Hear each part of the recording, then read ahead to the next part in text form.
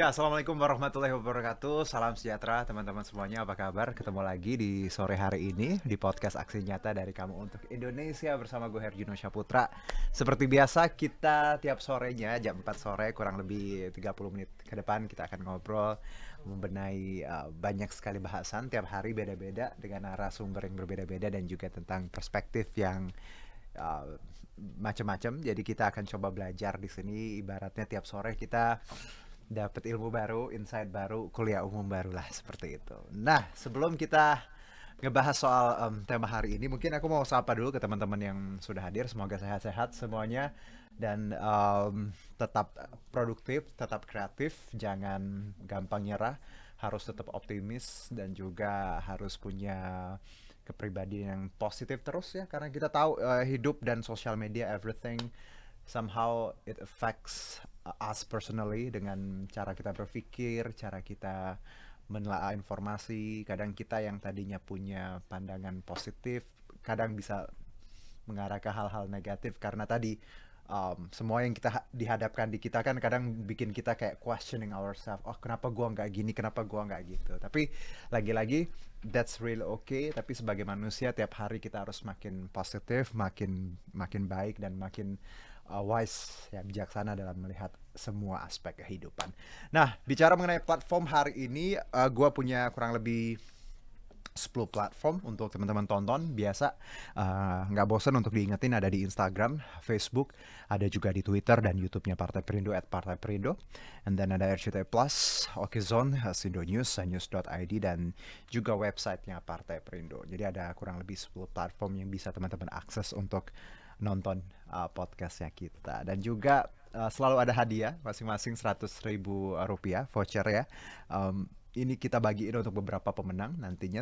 Caranya gampang, tinggal follow Instagramnya Partai Perindo, terus nonton hari ini podcastnya tentang apa, bikin 1-2 kalimat dan nanti kita pilih kalimat atau quotes yang relate sama obrolan kita dan cocok gitu ya dari penilaian kita. Nah, tema hari um, ini menarik bagaimana kita lagi-lagi sebenarnya hal-hal kayak gini sering banget diomongin di media sosial, di banyak media konvensional juga di TV. Bagaimana kita bicara mengenai sampah ya di sekitar kita. Teman-teman sadar nggak sih bahwa kalau ada kalimat Indonesia darurat sampah bukan isapan jempol ya, karena memang banyak keluhan ya dan juga berdasarkan data yang aku dengar juga ya bahwa kita tuh sebenarnya Indonesia adalah penyumbang sampah plastik kedua terbesar di dunia. Huh. It's a ugly truth, tapi ya ini yang harus kita sadarin. Kita ada di posisi kedua setelah Tiongkok, lalu ada Vietnam, Filipina dan Thailand dan mayoritas adalah tadi negara-negara Asia Tenggara. Kita nggak mau jadi generasi atau bangsa yang merusak alam.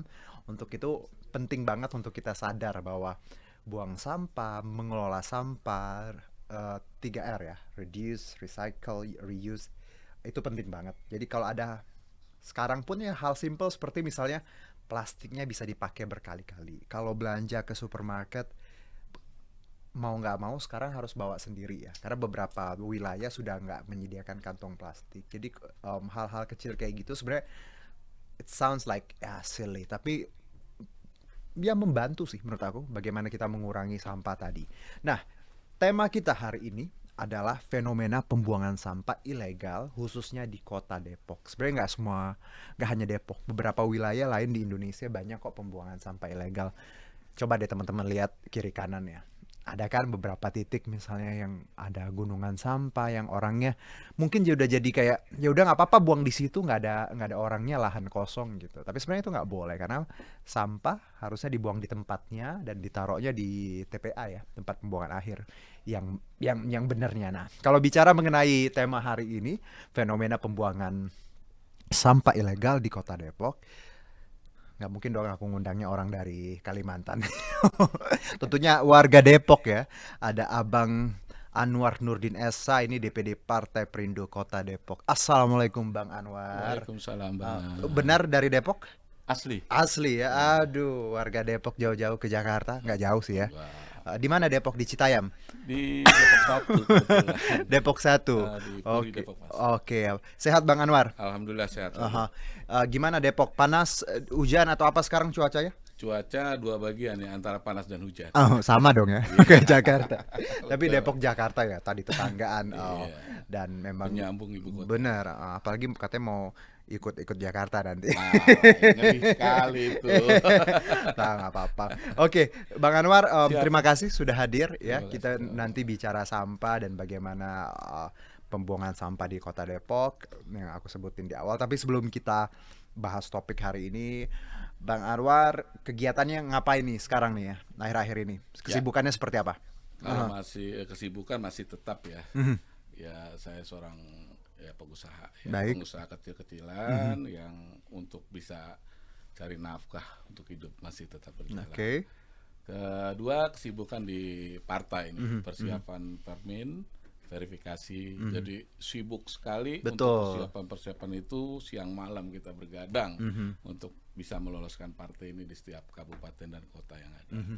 Yang alhamdulillah buat Depok sendiri khususnya Jawa Oke. Barat sudah bisa menyelesaikan dengan Oke. baik. Gitu. Jadi kesibukan untuk sementara itu aja yang Ya, karena kita tahu kan proses pemilu kan semuanya sedang berjalan ya Bang ya.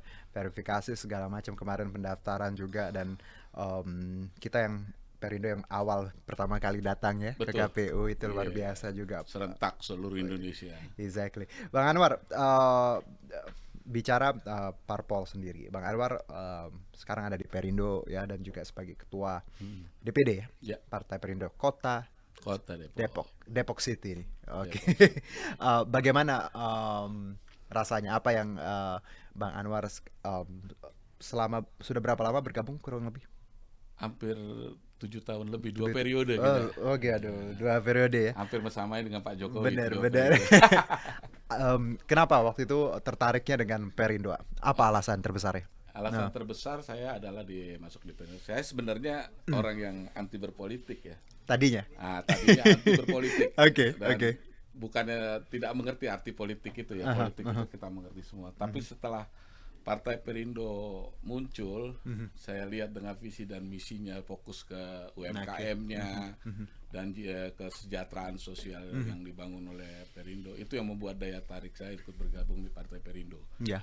Dan memang jelas dan nyata setelah saya mengikuti Partai Perindo di awal, dia sejalan dengan visi dan misi yang dilakukan oleh dia dengan Partai Perindo yang berlaku itu, memberikan bantuan-bantuan dan itu terbukti. Jadi balance antara visi dan misi yang dilakukan di lapangan oleh Partai Perindo yang akhirnya saya punya ikut bergabung di partai politik Partai Perindo itu sendiri. Oke. Hingga sekarang alhamdulillah masih mengikutinya. Baik, jadi memang sesuai ada chemistry lah Bang ya, Chemistry bahasanya yang itu ada, ya, ada ya. kedekatan dengan visi dan misi tadi. Betul sekali. Dan kita lihat ya Partai Perindo ada partai yang modern ya Bang ya. Betul. Isinya juga banyak anak-anak muda dan Milenial. betul, dan ini juga warna baru, bagaimana harusnya memang parpol harus seperti itu. Betul. Harus modern, harus demokratis. Membalanin antara Oke. visi dan misi itu harus sejalan sebenarnya. Tapi saya tidak bisa sebutkan partai-partai yang lain.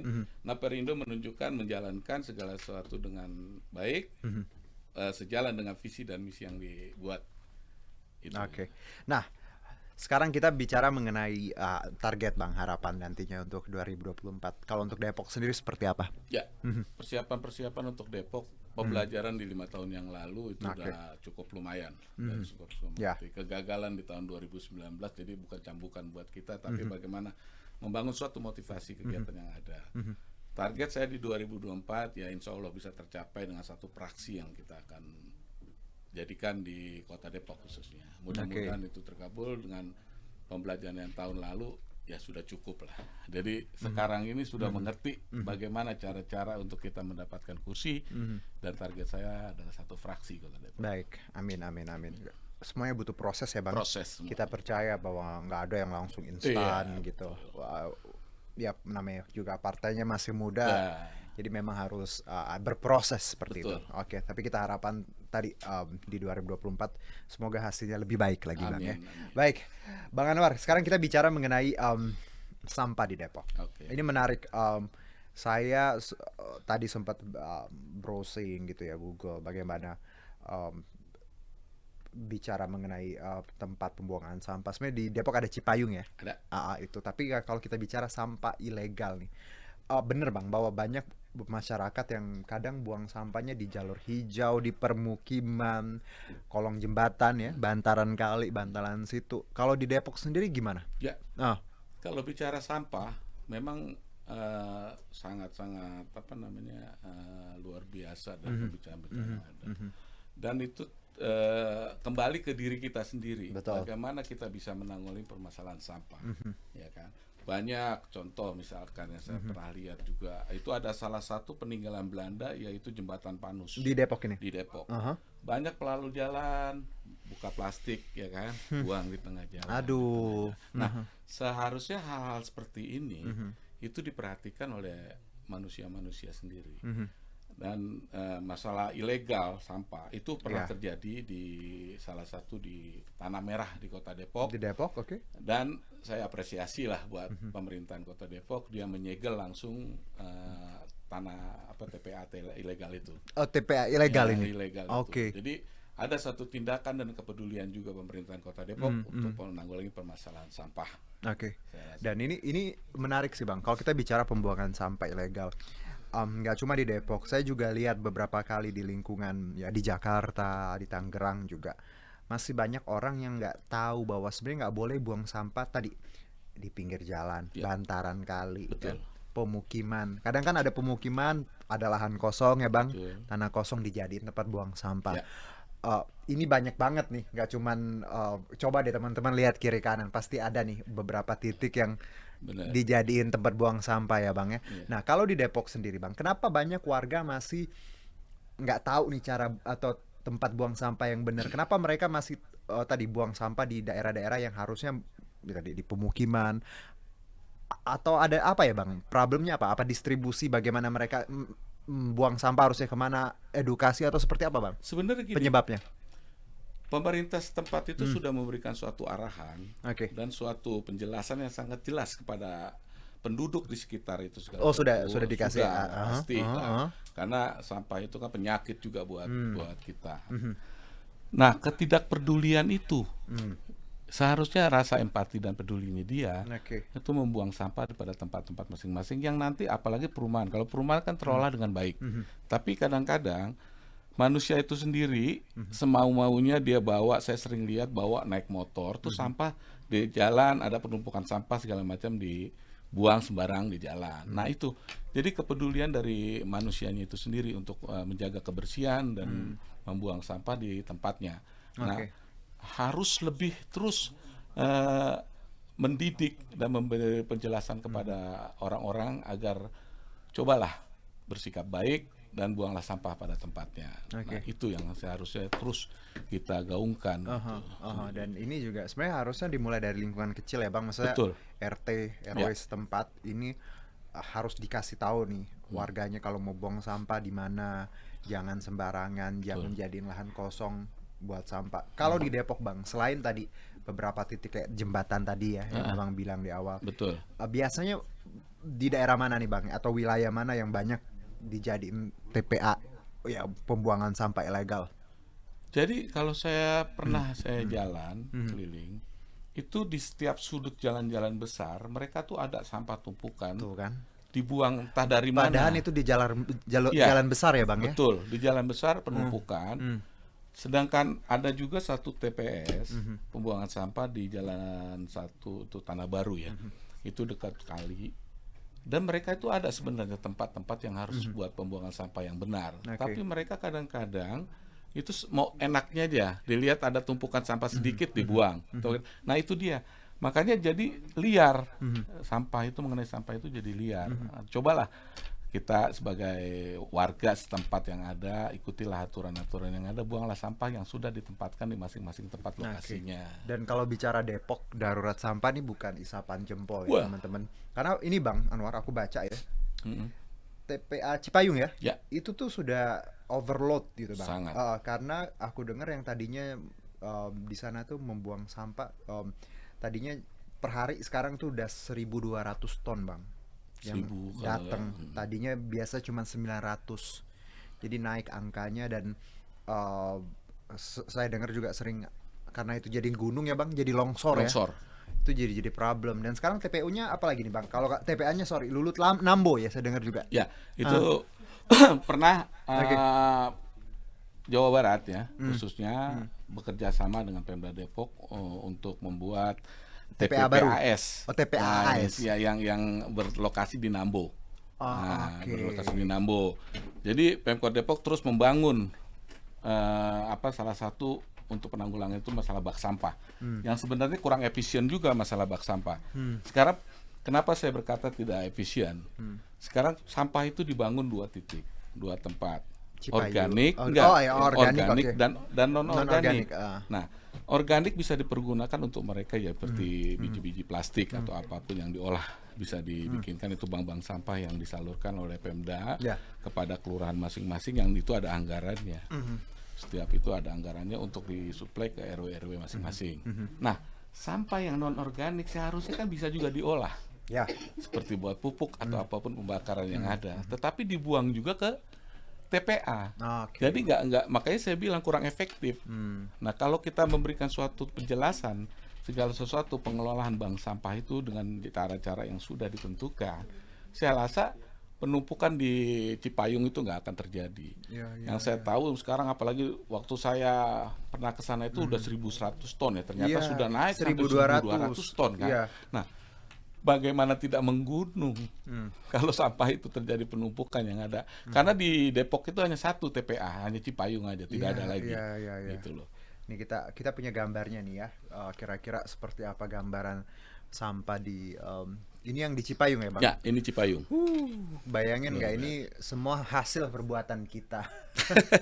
Ya. Kejorokan manusia. Iya manusia. Jadi teman-teman ya sebenarnya campaign bicara buang sampah jangan buang sampah sembarangan, reduce, recycle, reuse. Itu tuh ya mau nggak mau teman-teman harus bisa merubahlah perilaku. Karena kalau kita lihat nih, ini yang bikin bukan alam tapi kita manusia sendiri. Jadi ngebayang nggak gimana bumi kita sendiri yang ngerusak. Nah kalau lihat sampah ini di TPA Cipayung ya, dari yang tadinya per hari cuman 900 ton. Cuman oh gosh. Sekarang sudah 1.200 ton per hari loh. Ya. Ini sebenarnya udah nggak bisa nampung ya bang ya? Nggak bisa udah. Ini kenapa tadi ada yang Nambo tadi ya? Ya, Nambo itu bekerja sama Jawa Barat. Bogor ya? Bogor itu terjadi di sana ya. Oke. Dan ini saya dengar juga sering longsor ya bang ya? Nggak, ini sering terjadi longsor karena penumpukan yang terjadi di sini gitu.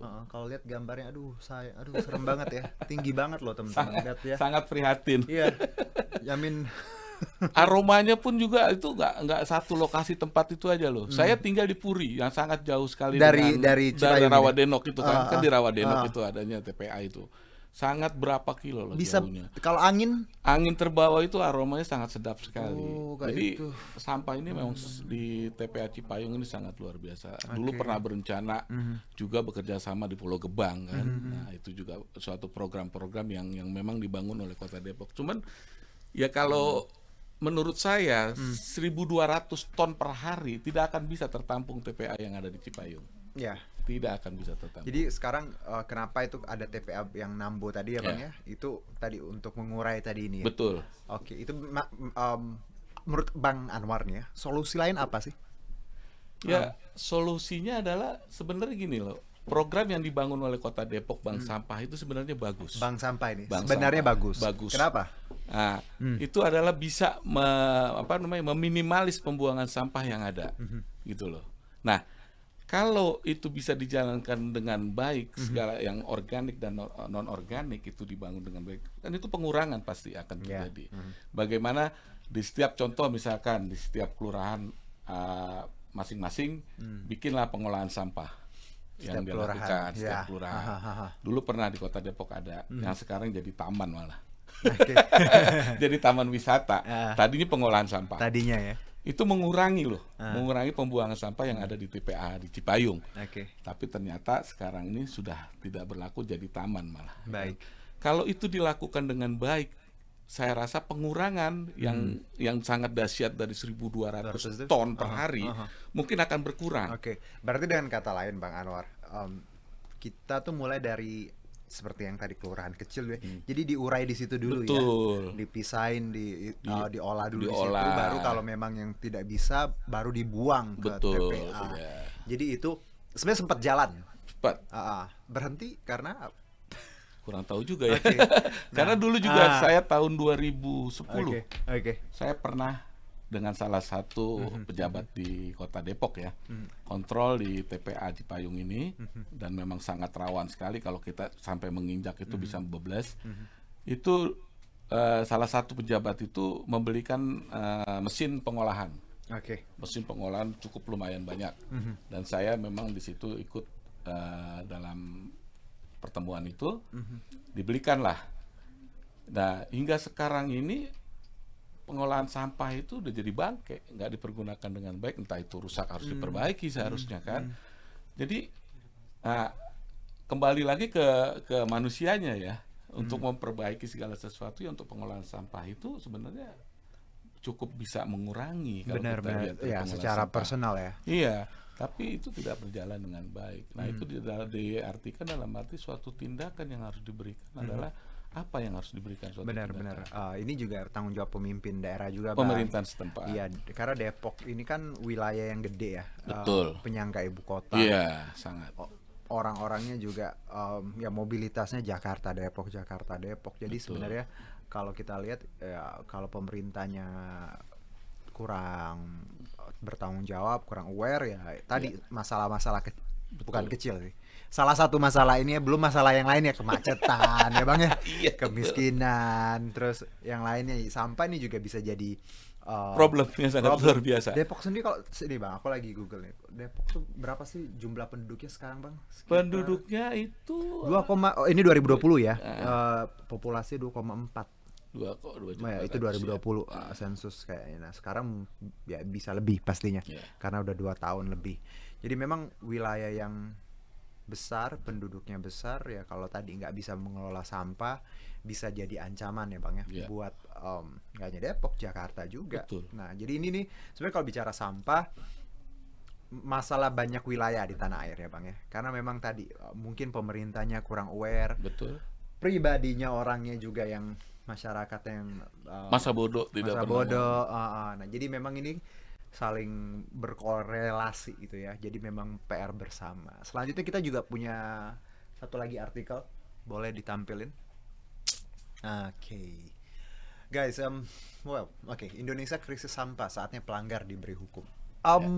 This is menarik nih ya, bahwa selama ini kan kita ngeliat buang sampah sembarangan, udah nggak ada hukuman ya, nggak ada sanksi. Menurut Bang Anwar sendiri, bagaimana kalau harusnya memang ada sanksi nih buat orang, ya memang harusnya ya, namanya juga buang sampah di tempat yang tidak semestinya, gimana? Nah, kalau menurut saya sanksi itu saya rasa sudah berjalan lama deh. Pembuang sampah akan diberikan sanksi apa ya, sanksi moral atau sanksi berupa denda atau apapun, itu sudah berjalan. Saya dengar itu sudah berjalan sangat lama. Jadi ketidakpedulian masyarakatnya itu sendiri dan mengabaikan tindakan-tindakan yang diberikan sanksi itu sendiri.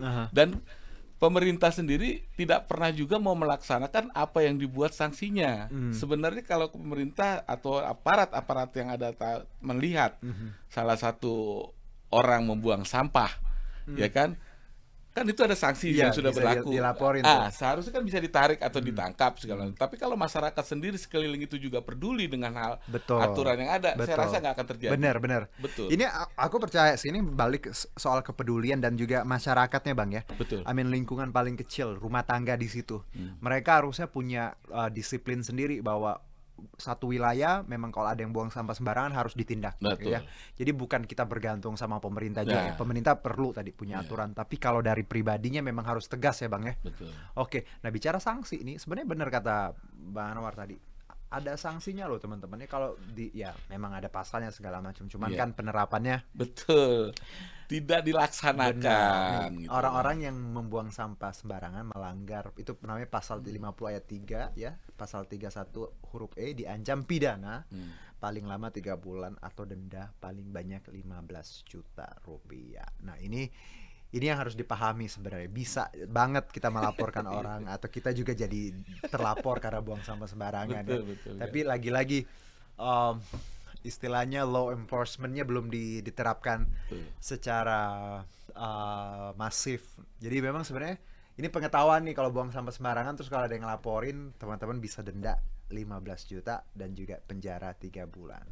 Oke, ya. Sebenarnya saya pertanyakan, berani nggak kita menindak? Benar. Itu. Somehow kan juga ya masalah sepele nih gitu ya, cuman buang sampah. Tapi sebenarnya nggak sepele banget. Karena buang sampah apalagi di lingkungan, kalau aku sih ngeliatnya kalau buang sampah di dekat lingkungan aku, wah aku pasti marah banget. Betul. Ya.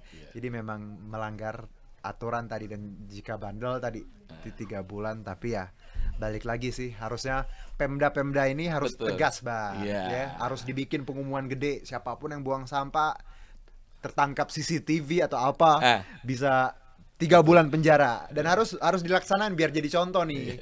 Gitu kan, karena kan yang jahat sih manusianya ya. Bumi nggak ada salah sama kita. Tuhan menciptakan alam dengan segalanya ya. Kitanya aja manusia yang kadang jahat sama alam sendiri ya. Dan contohnya ya tadi. Next, boleh lihat nggak lagi sayang, maaf. Yang artikel lagi yang tadi, yang sanksi. Nah, ini TPS ilegal di Cipayung ya. Pembuangan sampah. Ini tanah merah ini. Ini yang di tanah merah. Ini yang ilegal ya, Bang? Ini dekat apa sih, Bang? Kok ada kayak lahan kosong gini? Dia dekat apa? Perumahan atau apa? Pemukiman? Jadi tanah apa namanya, kayak perkebunan. Perkebunan sebutnya tanah merah. Ada suatu lapangan juga, lokasi yang ada.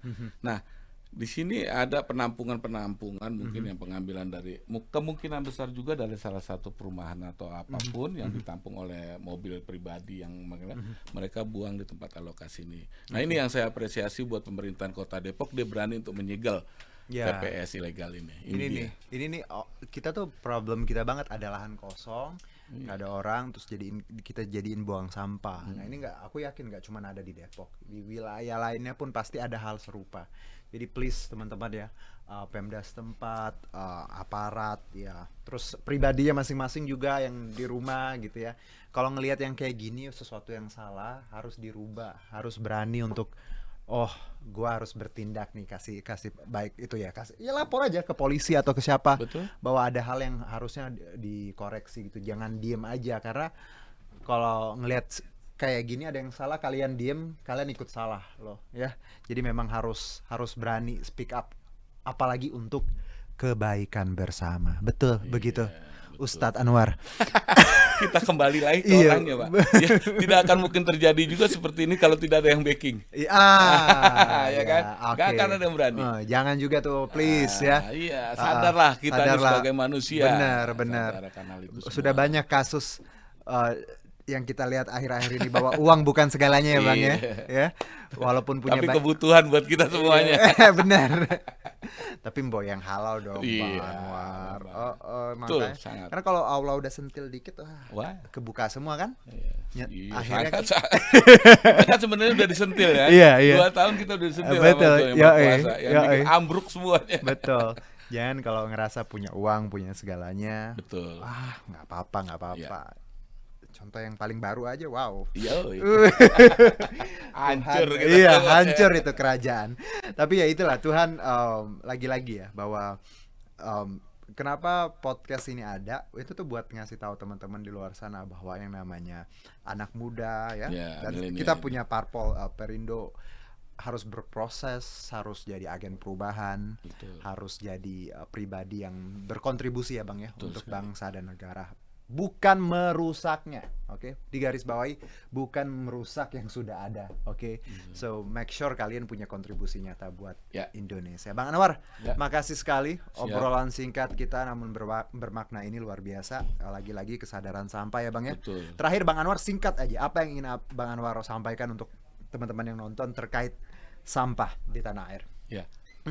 Terkait sampah, cobalah kita sadarkan diri kita masing-masing bahwa hal yang kita lakukan yang kurang baik, membuang sampah di tempatnya, yang tidak di tempatnya, agar kita prihatin lah bahwa problem masalah yang sangat besar sampah ini yang harus kita pikirkan dan kita bangun dari diri kita sendiri.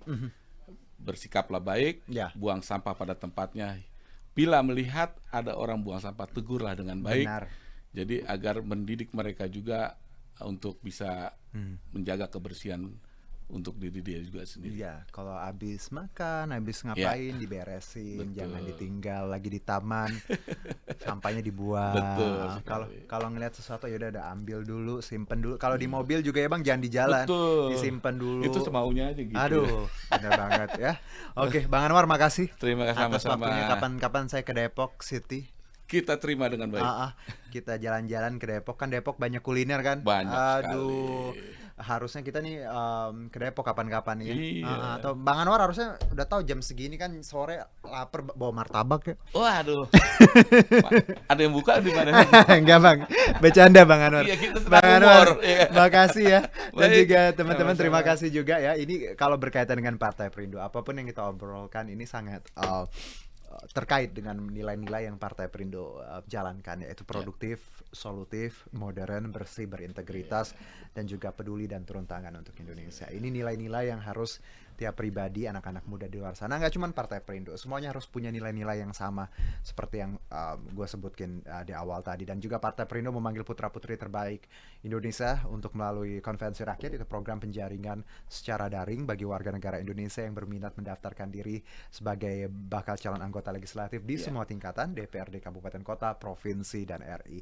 Caranya gampang, tinggal ke konvensirakyat.com, dan juga untuk mendaftar sebagai anggota Perindo bisa mengunjungi website di partaiperindo.com atau klik bit.ly/member Partai Perindo. Dan untuk yang sudah memberikan quotes, terima kasih. Nanti kita umumkan pemenangnya di Instagramnya Partai Perindo. Jangan lupa untuk follow @partaiperindo.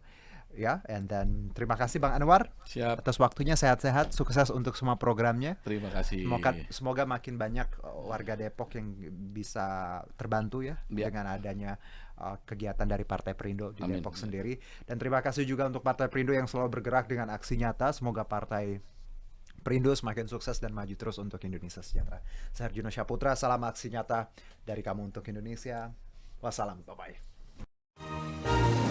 Marilah seluruh rakyat Indonesia, arahkan pandanganmu ke depan. Raihlah mimpimu bagi nusa bangsa, satukan tekad untuk masa depan. Pantang menyerah, itulah pedomanmu. Hentaskan kemiskinan cita-citamu, rintangan tak menggentarkan dirimu.